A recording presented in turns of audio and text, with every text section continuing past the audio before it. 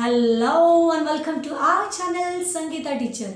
बच्चों, आज के अपने लेसन का नाम है अप्पाजींचे चातुर्य, रिटन बाय विलास गीते। आता हे अप्पाजी कोण आहे बरं? यांचं चातुर्य काय आहे? चातुर्य म्हणजे चतुराई, हुशारी। बघूया बरं आजच्या लेसनमध्ये हे अप्पाजी काय चतुराई दाखवत आहेत ते। So are you ready? तो अगर आप इस चैनल पर नए हो और अब तक सब्सक्राइब नहीं किया है तो तुरंत कर दीजिए और लाइक, शेयर और कमेंट भी कर दीजिएगा। तो पूरे जोश और उल्लास के साथ शुरू करते हैं अपना आज का लेसन, जिसका नाम है अप्पाजींचे चातुर्य। तर मुलांनो, आता ही खूप जुनी गोष्ट आहे। ओके, ही विजयनगरमधली गोष्ट। आता या विजयनगरमध्ये एक किंग होते, एक राजा होता, तो राज्य करत होता। मग आता या राजाचं नाव काय? कृष्णदेवराय। मग हे कृष्णदेवराय जे होते ना, त्यांचा एक प्रधान होता। प्रधान म्हणजे एकदम इम्पॉर्टंट पर्सन, असं त्यांचा तो प्रधान होता। मग या प्रधानाचं नाव काय? अप्पाजी। मग हे अप्पाजी आहे ना, खूप चतुर होते मुलांनो, खूप चतुर म्हणजे एकदम हुशार होते। He was very clever person, very intelligent person. मग उत्तरेकडे पण एक कलिंग राज्य होतं, म्हणजे नॉर्थ साईडला। तर या कलिंग हे राज्याचं नाव आहे। डू यू अंडरस्टँड नाव व्हॉट इज कलिंग? हे राज्याचं नाव आहे। मग या कलिंगाचा जो राजा आहे ना, तर याने खूप जणांकडनं ऐकलेलं होतं की अप्पाजी म्हणजे कृष्णदेवरायांचा प्रधान खूप हुशार आहे, खूप ते म्हणजे चातुर्य आहे त्याच्याकडे, असं त्यांनी बऱ्याच जणांकडनं ऐकलं होतं। मग त्यांना वाटलं की चला आपण पण बघूया, चेक करूया नक्की हे अप्पाजी खूप हुशार आहेत की नाही। मग त्यांनी एकदा काय केलं, मेसेज पाठवला कृष्णदेवरायांना, म्हणजे विजयनगरमध्ये त्यांनी एक निरोप पाठवला। मग त्या निरोपमध्ये त्यांनी काय लिहिलेलं होतं, काय संदेश होता त्यांचा? तर त्यांनी काय सांगितलं की तुमच्या राज्यात फार चवदार कोबी पिकतात असे मी ऐकले आहे। काय पिकतात तुमच्या राज्यामध्ये? कोबी पिकतात। अभी कोबी मतलब क्या है? कॅबेज। आणि चवदार म्हणजे एकदम चविष्ट, टेस्टी। मग ते म्हणतात तुमच्याकडे चवदार कोबी पिकतात असं मी ऐकलं आहे। मग त्याचा आस्वाद घेण्याची माझी इच्छा आहे। आस्वाद म्हणजे मला चव घ्यायची आहे त्याची। I want to taste that cabbages. मग माझ्यासाठी काही कोबी पाठवाल का? Will you send me some cabbages? आता यांना त्या अप्पाजींची खरं तर परीक्षा घ्यायची होती, चेक करायचं होतं whether really is intelligent or no. मग ते मी निरोप पाठवतात। आता निरोप कृष्णदेवरायांना मिळतो।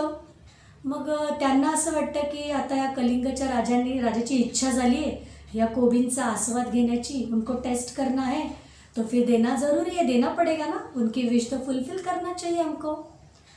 पण मग आता पाठवणार तरी कसं? कारण त्या काळी ना आजच्यासारखी जलद वाहतूक नव्हती। आजच्या काळी, आता त्या काळी म्हणजे काय, त्यावेळेला म्हणजे एकदम ओल्डन टाइम्समध्ये, म्हणजे आज जैसे अपनी फास्ट है ना मीन्स ऑफ ट्रांसपोर्ट। आता जर बघा, अगर अपने को कहीं जाना होता है तो हम रोडवेज से जाते हैं, फिर रेलवे से जाते हैं, वाटरवेज से जाते हैं, और बहुत ही अगर अर्जेंट है हमको, कहीं इमरजेंसी जाना है, जल्दी पहुंचना है, तो हम किससे जाते हैं?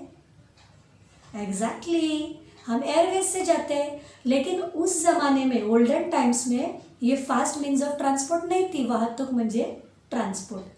मग काय होते बरं तिथे? कशाने जायचे लोक? कसं काय ट्रान्सपोर्ट करायचे? मग जर ट्रेन नाही, काही नाही, रोडवेजचे एवढे व्हेकल्स इथे नव्हते, मग कशाने बरं करत असतील? बैलगाडीने। बैलगाडी मतलब बुलक कार्ट। बुलक कार्ट से लोग ट्रांसपोर्ट करते थे उस टाइम पे। आता कलिंगाच्या राजाला वाटलं, सॉरी कृष्णदेवरायांना वाटलं की जर आपण कोबी पाठवली, पण तिथे कलिंगाच्या राज्यामध्ये पोहोचेपर्यंत 3 महिने लागतात। कितना समय लगता है? 3 months वो बैलगाड़ी से जाने के लिए। मग आपण जरी ताजी कोबी जरी पाठवली कलिंगाच्या राजासाठी, तर तिथे जाईपर्यंत ती काय होणार? ती राहील का? चांगलीच राहील, फ्रेश राहील का? 3 महिने राहूच शकत नाही ना, ती कुजून जाईल, सगळी खराब होईल, एकदम सडून जाईल ती। आणि मग त्यांना असं वाटलं आता करायचं काय? 3 महिने म्हणजे खूप जास्त झाले ना, मग आता काय करायचं? मग त्यांनी खूप विचार केला, पण त्यांना काही सुचतच नव्हतं, क्या करे, कुछ नहीं सूझ रहा था। मग त्यांची ही जी शंका होती, इनका जो डाऊट था, मग ती शंका त्यांनी अप्पाजींकडे व्यक्त केली। अप्पाजींना त्यांनी सांगितलं की असा असा निरोप मिळाला आहे आणि आपल्याला कोबी पाठवायची आहे। मग ते म्हणाले, मग त्यात काय अवघड आहे, what is difficult in this, असं कोण म्हणते? आप्पाजी म्हणतात, बरोबर. मग आप्पाजी त्यांना एक सोल्युशन देतात. ते आप्पाजी म्हणजे हुशार असणार, चतुर, त्यांच्याकडे एकदम सोल्युशन्स लगेच मिळतात. मग त्यांनी त्यांना सांगितलं की आपण एक काय करूया, हा जो गाडीवान आहे ना, जो गाडीवान म्हणजे कोण, बैलगाडी हाकणारा, ज्याला आपण वाहक म्हणतो, जो गाडी चालवतो बैलगाडी, उसे हम क्या कहते हैं, गाडीवान कहते हैं.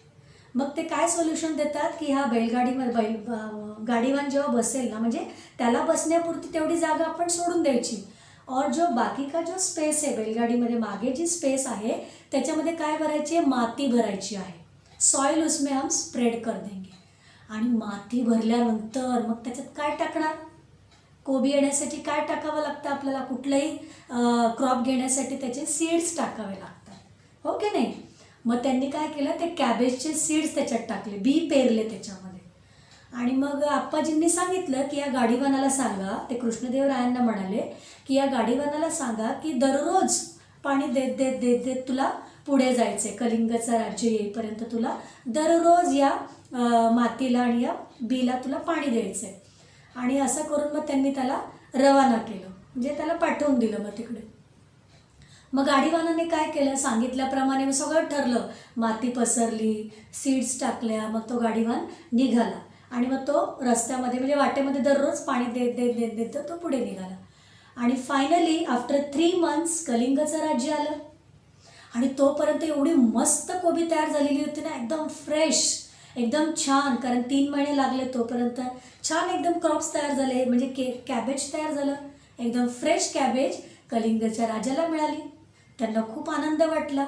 म्हणजे त्यांनी याची परीक्षा घ्यायची जे बघितलं, म्हणजे परीक्षा जी घेतली त्या परीक्षेमध्ये आप्पाजी पास झालेले होते, हो की नाही, पास झाले की नाही झाले, कारण त्यांना कोबी मिळाली फायनली.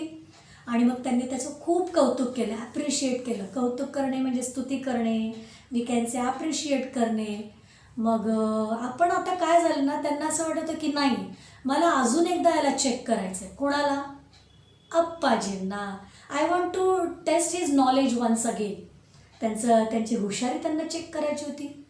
त्यांनी परत दुसरी परीक्षा घेतली. आता जेव्हा कोबी त्यांनी मागवला होता तेव्हा त्यांना खरंच कोबी हवा होता खायला, नव्हता पाहिजे. मग ती त्यांची पहिली परीक्षा झाली. आता ते त्यांची दुसरी परीक्षा घेत आहेत, टेस्ट घेत आहेत त्यांची. आप्पाजींना हे काहीच माहीत नाही आहे. मग आता त्यांनी काय केलं, कलिंगच्या राजाने त्यांनी 3 मूर्त्या मागवल्या, 3 आयडॉल्स, सेम टू सेम, एकदम सेम, कुठेच काही फरक नाही, अशा त्यांनी 3 मूर्त्या मागवल्या. आणि मग त्यांनी काय सांगितलं, या 3ही मूर्ती, सगळ्यांना ते म्हणाले, या 3ही मूर्ती दिसायला जरी सारख्या असल्या तरी यामध्ये एक निकृष्ट दर्जाची आहे, म्हणजे कमी प्रतीची, we can say cheap quality, हमारे डे टू डे हम लैंग्वेज में कह सकते हैं चीप क्वालिटी की. मग दुसरी त्यांनी सांगितली की यातली एक मध्यम दर्जाची आहे, मतलब मीडियम क्वालिटी, आणि एक एकदम उत्कृष्ट दर्जाची आहे, म्हणजे एकदम एक्सलंट क्वालिटीची आहे, असं त्यांनी सांगितलं. सेम आहेत पण याच्यामध्ये क्वालिटीज आहेत. मग आता सगळेजण विचार करायला लागले, कसं काय बाबा, सेम तर दिसत आहेत, हाउ टू आइडेंटिफाई, मुश्किल है ना, सेम टू सेम है और इसमें से पहचानना है, बहुत मुश्किल है. पण आप्पाजी तर चतुरच आहे ना, मग त्यांनी लगेच सांगितलं की मी सांगतो तुम्हाला फरक. बाकीच्यांना ओळखताच येत नव्हतं, दे वर अनेबल टू आयडेंटिफाय, जे बाकीचे जे लोक होते दरबारातले. पण आप्पाजी लगेच म्हणाले की मी तुम्हाला फरक सांगतो. आणि मग त्यांनी काय केलं, फरक सांगितलं, लगेच नाही सांगितलं त्यांनी एक्सपेरिमेंट केला त्या मूर्तीवरती. एक्सपेरिमेंट म्हणजे प्रयोग केला त्यांनी. मग त्यांनी काय केलं आता, हे पण हुशार, मग त्यांनी एक तार घेतली, लवचिक अशी तार, लवचिक मीन्स फ्लेक्सिबल तार उन्होंने लिया, जो इझिली बेंड होता है ना, वो तार उन्होंने लिया. मग त्यांनी आता काय केलं, एका मूर्तीच्या, पहिल्या मूर्तीच्या त्यांनी कानामध्ये ती तार टाकली. कहाँ पे डाला, ईयर में. कानामध्ये ती तार गेल्यानंतर ती कुठून निघाली, तोंडातून निघाली. आणि जेव्हा त्यांनी बघितलं की ही तार तोंडातून निघाली आहे, मग ते लगेच कलिंगच्या राजाला म्हणाले की ही निकृष्ट दर्जाची मूर्ती आहे, म्हणजे ही कमी प्रतीची आहे. मग दुसरी मूर्ती, आता दुसऱ्या मूर्तीला त्यांनी काय केलं, सेम एक्सपेरिमेंट, कानामध्ये तार घातली. आता ह्या सेकंड मूर्तीच्या तोंडातून नाही निघाली ही तार, तरी कुठून निघाली, दूसऱ्या कानातून, मतलब एक ईयर में डाला तार और दूसरे ईयर से वो तार बाहर निकला. मग ते सांगतात की ही मध्यम दर्जाची आहे मूर्ती. आता उरली तिसरी मूर्ती. Same experiment he has done on the third idol also. मग त्यांनी तिसऱ्या मूर्तीच्या पण कानात ती घातली. आणि आता ही जी तार होती ना तिसऱ्या मूर्तीच्या कानात घातलेली तार, ही कुठूनच नाही बाहेर पडली. म्हणजे ही तोंडातून पण बाहेर नाही पडली आणि ही कानातून पण बाहेर पडली नाही. मतलब मुंह से भी नहीं निकली और दूसरे ईयर में से भी नहीं निकली. वो अंदर के अंदर ही वहाँ पर रही, मतलब अडून राहिली तिकडे ती. मग आता त्यांनी सांगितलं की आयडेंटिफाय केलेलं होतं, राजाला सांगितलं की ही निकृष्ट आहे, ही मध्यम दर्जाची आहे, ही उत्कृष्ट आहे. नाही, त्यांनी काय केलं होतं, जेव्हा ती तार कुठूनच निघाली नाही ना तिसरी मूर्ती, मग ते त्यांना सांगतात की ही उत्कृष्ट दर्जाची मूर्ती आहे, म्हणजे एक्सलंट क्वालिटीची. झालं, आता त्यांनी तर ओळखल्या तिन्ही मूर्त्या.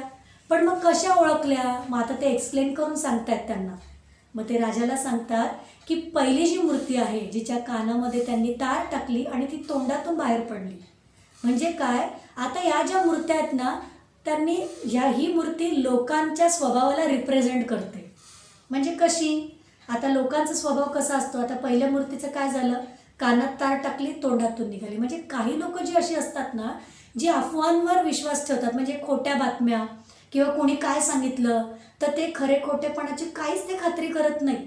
मतलब whether that news is correct, true है या फेक है, ऐसा वो कुछ भी सोचते नहीं है, चेक भी नहीं करते और तुरंत दूसरे को बता देते. लगेच ते दुसऱ्याला सांगून टाकतात. तार तोंडातून निघाली म्हणजे काय, लगेच दुसऱ्याला सांगतात. खरे खोटेपणा ते पडताळून बघत नाही, म्हणजे चेक करत नाही. मग याच्याने काय होतं, याच्याने काय होतं, समाजाचंही हित होत नाही आणि त्या माणसाचे पण हित होत नाही. म्हणजे फायदा तर होतच नाही, पण याच्यामुळे काय होतं, नुकसान होतं ना. हित नाही होत, नुकसान होतं. खोट्या बातम्या पसरल्यामुळे खूप प्रॉब्लेम्स क्रिएट होतात. म्हणून ती निकृष्ट दर्जाची मूर्ती. ओके, समजलं. आता सेकंड मूर्तीच्या कानात त्यांनी तार टाकली आणि ती दुसऱ्या कानातून निघाली. म्हणजे त्यांनी काय सांगितलं, काही माणसं कशी असतात की त्या जे बातम्या ऐकतात, ज्या लोकांकडनं इकडनं तिकडनं कोणी काय सांगितलं की ते एका कानाने ऐकतात आणि दुसऱ्या कानाने सोडून देतात. दे इग्नोर, जाने दो, मुझे क्या करना है, मुझे क्या पडी है, अशा टाईपचे पण लोक असतात ना, हमें क्या करना है. मग ते काय करतात, कोणी काही सांगितलं, खरं असेल खोटं असेल काही असेल, ते एका कानाने ऐकतात आणि दुसऱ्या कानाने सोडून देतात, इग्नोर करतात त्याला. आणि मग त्याच्यामुळे काय होतं आहे, त्याच्यामुळे समाजाचंही हित होत नाही आणि नुकसानही होत नाही. नो प्रॉफिट नो लॉस, फायदा पण नाही आणि नुकसान पण नाही. म्हणून ही मध्यम दर्जाची मूर्ती. आता उरली तिसरी. आता तिसऱ्या मूर्तीमध्ये काय झालं होतं, एका कानात ती तार टाकली पण ती कुठूनच बाहेर पडली नाही. म्हणजे ही या टाईपची जी माणसं असतात तर ते बातम्या ऐकतात, त्यांना पण लोक सांगतात, काही ना काय सांगत असतात. पण ह्या टाईपची जी माणसं असतात ती काय करतात, लगेच कोणालाही सांगत नाही, ऐकतात, ते कानाने सोडून पण देत नाही किंवा लगेच कोणालाही सांगत नाही. मग ते काय करतात की आपण जे काही ऐकलं आहे तर ते काय करतात, त्याच्या खरे खोटेपणाची खात्री करून घेतात. Whether that news, whoever has given me the news, whether that news is true or simply it is fake, हे चेक करतात, आधी क्रॉस चेक करतात. आणि मग आपण काय ऐकलंय ते पुराव्याशिवाय ते कोणालाही सांगत नाही. पुरावा भेटला की मग ते सांगतात. म्हणजे पुरावा म्हणजे विटनेस, ज्याला आपण मराठीमध्ये दाखला असं म्हणतो. म्हणजे पुराव्याशिवाय ते कोणालाही काही सांगत नाही. म्हणजे हुशार असतात, हे विचारवंत असतात. ते विचार करतात की नाही, हे जर खोटं असेल तर मग याच्याने खूप प्रॉब्लेम्स होऊ शकतील, म्हणून ते सगळं चेक करतात. मग याच्यामुळे काय होतं, तो माणूस उत्तम आहे, सगळं विचार करतो सगळ्या गोष्टीचा.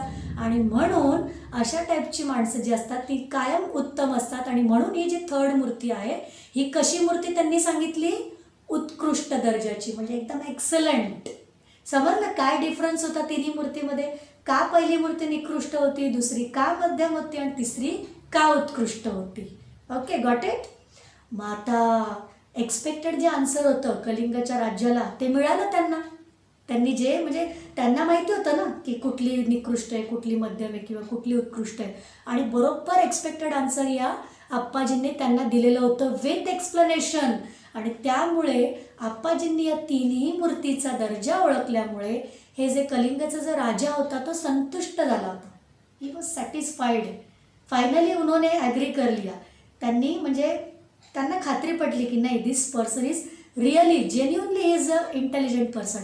यात काही म्हणजे काही शंकाच नाही आहे. म्हणजे कृष्णदेवरायांनी जे त्यांची अपॉइंटमेंट जी केलेली आहे ती खरोखर एकदम उत्तम केलेली आहे. आणि त्यामुळे शेवटी मग हा जो कलिंगचा राजा असतो तो या आप्पाजींचं आणि कृष्णदेवरायांचं अभिनंदन करतो, त्यांना कॉंग्रॅट्स करतो, त्यांना अभिनंदन करतो तो की खरोखर कृष्णदेवराय आणि त्यांचा प्रधान एकदम म्हणजे उत्तम आहे. त्यांची जी निवड होती, आप्पाजींची जी निवड होती ती एकदम परफेक्ट होती. समझला तुम्हाला लेसन? आता समझ में आ गया? कुछ भी प्रॉब्लम है तो पूछ लो कमेंट करके मुझे. तो चलिए अभी क्वेश्चन आंसर्स की ओर बढ़ते हैं. Question number 1. 1-2 वाक्यात उत्तरे लिहा. फर्स्ट, आप्पाजींनी बैलगाडीत कशाचे पीक घ्यायला लावले? आन्सर, आप्पाजींनी बैलगाडीत कोबीचे पीक घ्यायला लावले. सेकंड, उत्कृष्ट दर्जाची मूर्ती कोणती? आन्सर, जिच्या कानात घातलेली तार तिथेच अडकून पडली ती उत्कृष्ट दर्जाची मूर्ती होती. थर्ड, कलिंगचा राजा संतुष्ट का झाला? आन्सर, आप्पाजींनी तीनही मूर्तींचा दर्जा ओळखला म्हणून कलिंगचा राजा संतुष्ट झाला. Question number 2. 3-4 वाक्यात उत्तरे लिहा. फर्स्ट, आप्पाजींनी ताजी कोबी कलिंग देशाकडे कशी पाठवली? आन्सर, आप्पाजींनी बैलगाडीत गाडीवानाला बसण्यापुरती जागा सोडून बाकीच्या जागेत माती भरायला सांगितली. मातीत कोबीचे बी पेरले. रोज कोबीच्या रोपांना पाणी द्यायला गाडीवानाला सांगितले. गाडी कलिंगला पोहोचायला 3 महिन्यांचा काळ होता. कलिंग देशात पोहोचेपर्यंत कोबी तयार झाले. अशा प्रकारे आप्पाजींनी ताजी कोबी कलिंग देशाकडे पाठवली. सेकंड, कलिंगच्या राजाने आप्पाजींची दुसऱ्यांदा कशी परीक्षा घेतली? आन्सर, कलिंगच्या राजाने एकसारख्या दिसणाऱ्या 3 मूर्त्या आणल्या. राजा आप्पाजींना म्हणाला, यातली एक मूर्ती निकृष्ट, दुसरी मध्यम व तिसरी उत्कृष्ट दर्जाची आहे. यातील उत्कृष्ट कोणती ती मला सांगा. अशा प्रकारे कलिंगच्या राजाने आप्पाजींची परीक्षा घेतली. थर्ड, मूर्तीच्या कानात घातलेली तार तोंडातून बाहेर येते याचा आप्पाजींनी कोणता अर्थ लावला? आन्सर, मूर्तीच्या कानात घातलेली तार तोंडातून बाहेर पडली ती निकृष्ट मूर्ती असा आप्पाजींनी निर्णय दिला. एखादा माणूस अफवा ऐकतो आणि त्याचा खरे खोटेपणा पडताळून न पाहता दुसऱ्यांना सांगतो तेव्हा त्याचे व समाजाचे हित होत नाही असा याचा अर्थ आप्पाजींनी लावला. फोर्थ, आप्पाजींच्या मते उत्तम माणूस कोणता? आन्सर, आप्पाजी म्हणतात, अफवा ऐकल्यावर जो माणूस दुसऱ्या कानाने सोडून देत नाही किंवा लगेच दुसऱ्यांना सांगत नाही, उलट तो अफवेच्या खरे खोटेपणाची खात्री करून घेतो आणि आपण जे ऐकले ते पुराव्याशिवाय सांगत नाही, तो उत्तम माणूस होय. Question number 3. विरुद्धार्थी शब्द लिहा. हित, अहित, अवघड, सोपे, निकृष्ट, उत्कृष्ट, कीर्ती, अपकीर्ती. Question number 4. चौकट पूर्ण करा. गाडी, गाडीवान, धन, धनवान, दया, दयावान, बल, बलवान. नेक्स्ट, चतुर, चतुराई, महाग, महागाई, स्वस्त, स्वस्ताई, नवल, नवलाई. नेक्स्ट, खरा, खरेपणा, साधा, साधेपणा, शहाणा, शहाणपणा, भोळा, भोळेपणा. Question number 5. आकृतीत दिलेल्या शब्दास विशेषणे लावा. फर्स्ट, कोबी. आन्सर, चवदार, ताजी, शिळी, हिरवी. सेकंड, मूर्ती. आन्सर सुंदर, आकर्षक, सुबक, रेखीव.